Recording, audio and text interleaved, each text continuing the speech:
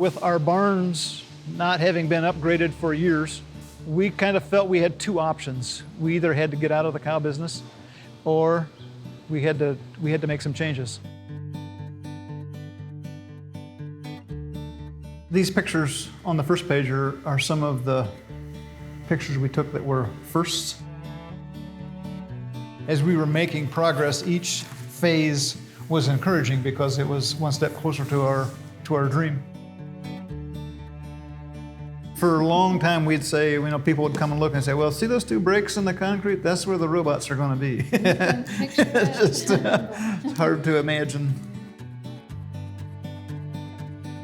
The day they came, they took them off of the trailer, out of the trailer or container, and put them down here, got them ready, and brought them in the barn and set them on the platforms that same day. It was a long day. And it was cold. It was just cold. He shut the door the last night on the old barn, and we opened the last morning. I told the girls as they were coming in, you guys have no idea what today's going to do for you. This is your last visit to this. And these are the last cows going out. They have no idea. So this is the new barn reason realized. Standing in there milking. And if you don't ever upgrade, I think it leaves a negative impression to our children, like there's really no life in this. That part is probably as rewarding as anything, thinking that we've accomplished a dream of being able to pass the farm on to the next generation. Well, I grew up on a dairy farm, Wayne County, Ohio. Got involved in registered cows and like the challenge of breeding good cows. That passion has kind of been the thing that has kept me in the cow business and trying to do better all the time. This is my home state and my home area where I grew up as a little girl, but I married an Ohio boy in '85.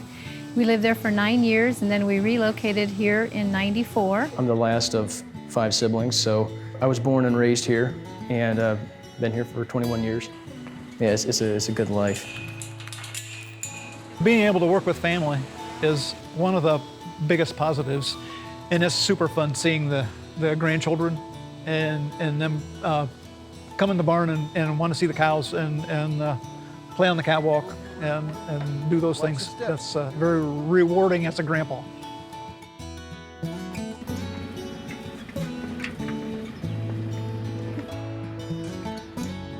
Higher? Is that okay? So since the robots, we don't have a alarm clock set, and the morning chores it's actually an enjoyable time. This is the first time in our life we have not set the alarm when we go to bed. And that is so crazy. And now we just wake up whenever our body wakes up. We're doing other things that could attribute to better cow comfort because we don't need to spend those same hours just harvesting the milk. It was definitely a process you wanted to take put a lot of thought and consideration into. This is obviously a whole new realm of management compared to the previous operation. We figured if we worked hard and tried hard, if somebody else could do it, we should be able to do it too. I have not been sorry. I have not missed milking because I actually still get to be interacting with the cows every day. With the computers and the robots, we can control pretty much everything from our smartphones. Just being able to see each individual cow's performance anywhere, anytime is really neat. And my granddaughters that live an hour away love to have me pull up the camera. We can watch the cows go through the robot.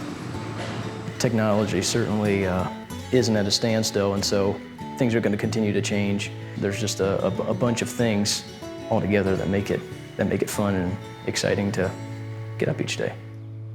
The registered herd, I couldn't be here without that. My goal would be to leave the dairy industry, genetics if you will, better because of the efforts that I put into it. The Holstein cow is obviously an amazing animal. Being able to keep track of records and numbers and cow families, makes it easier to improve the herd. I'm really happy with the production where it's at. Rolling herd average has been right around the 32,000 range. The ability of cows to maybe not produce just volume, but now the trend has changed more towards pounds of fat and protein, a combined component value, and we have cows that are doing that really, really well. There will always be cows. There will always be people milking cows. If you are really good at what you do, I think there will always be a place. The challenge for us is to do better, always do better, never be satisfied with where you're at, always try to achieve a little bit more. It's a neat thought, and it's also a good feeling to know that you are actually, supplying the world with food.